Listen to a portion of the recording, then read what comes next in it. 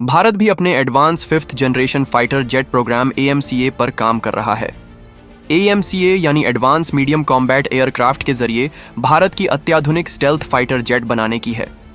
दुनिया में अभी अमेरिका, रूस और चीन ही ऐसे देश हैं जिनके पास स्टेल्थ फाइटर जेट्स हैं।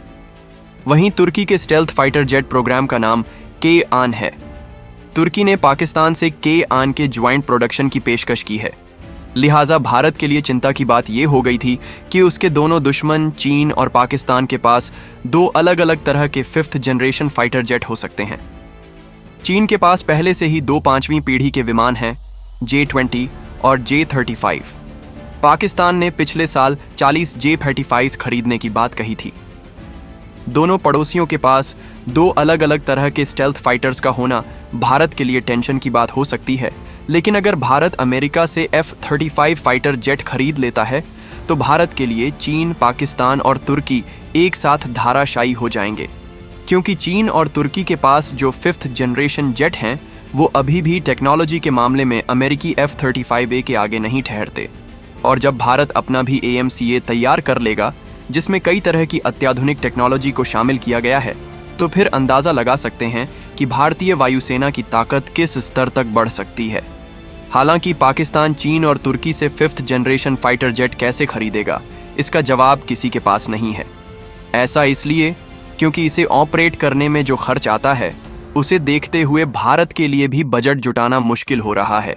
तो फिर पहले से ही आटे दाल के लिए संघर्ष करने वाला पाकिस्तान भला इतना पैसा कहां से लाएगा। फिर भी अगर पाकिस्तान चीन से J-35A स्टेल्थ फाइटर और तुर्की से के-आन स्टेल्थ फाइटर खरीद लेता है, और अगर भारत अमेरिका से F-35A लाइटनिंग DR खरीद लेता है और खुद का AMCA विकसित कर लेता है, तो पश्चिम एशिया का वायु शक्ति संतुलन हमेशा के लिए बदल जाएगा।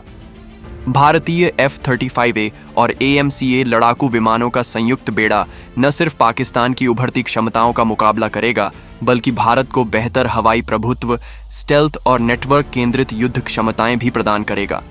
यदि भारत F-35A खरीदने की दिशा में आगे बढ़ता है तो ये पहली बार होगा जब भारत किसी अमेरिकी फाइटर जेट को अपने बेड़े में शामिल करेगा। भारत के पास अभी तक एक भी अमेरिकी लड़ाकू विमान नहीं है। F-35A की स्टेल्थ टेक्नोलॉजी बेहतरीन है। इसमें एडवांस सेंसर फ्यूजन और इलेक्ट्रॉनिक वॉरफेयर क्षमताएं हैं, जो भारत को अपनी कम अवलोकन क्षमता और हाई एंड नेटवर्क वॉरफेयर का उपयोग करके पाकिस्तानी लड़ाकू विमानों को हवाई क्षेत्र तक पहुंचने से रोकने के लिए एक बेहतरीन ताकत प्रदान करेगी। अपने बेहतरीन AN/APG-81 AESA रडार और डिस्ट्रीब्यूटेड अपर्चर सिस्टम DAS से चीनी J-35A और तुर्किश कान जैसे स्टेल्थ विमानों को ट्रैक करने की ताकत भारत के पास होगी। इसका सबसे बड़ा फायदा ये होगा कि इससे तुर्की और चीनी फिफ्थ जनरेशन जेट में रडार को चकमा देने की जो ताकत है वो खत्म हो जाएगी, और गायब होने की क्षमता अगर खत्म हो जाती है तो फिर उन्हें मार गिराना काफी आसान हो जाएगा। भारत अपने स्टेल्थ फाइटर्स को एस्ट्रा MK2, एस्ट्रा MK3 जैसी भारतीय मिसाइलों और भविष्य के हाइपरसोनिक मिसाइलों को लैस तक एक महाविनाशक बेड़ा तैयार कर सकता है। इसके अलावा अगर Bharat F-35A stealth fighter jet हासिल कर लेता है तो पाकिस्तान से पहले भारत के पास 5वीं पीढ़ी के लड़ाकू विमान होंगे, जिससे उसकी स्टेल्थ फाइटर महत्वाकांक्षाएं बेअसर हो जाएंगी। भारत अगर अमेरिकी जेट खरीदता है तो पाकिस्तान फंस भी सकता है। ऐसा इसलिए क्योंकि पाकिस्तान ने चीनी फिफ्थ जनरेशन जेट खरीदने की सिर्फ घोषणा की है, अभी तक उसने खरीदी नहीं है। 40 5वीं पीढ़ी के विमानों को खरीदने और उसके रखरखाव में जो खर्च आएगा, क्या पाकिस्तान उस खर्च को वहन कर पाएगा? पाकिस्तान अभी IMF के लोन पर चलने वाला देश है। लिहाजा अगर भारत F-35A खरीद लेता है तो पाकिस्तान बेचैन हो जाएगा।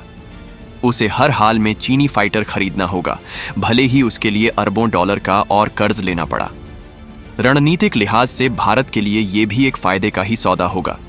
इसके अलावा AMCA कार्यक्रम सुनिश्चित करता है कि भारत आत्मनिर्भर बना रहे।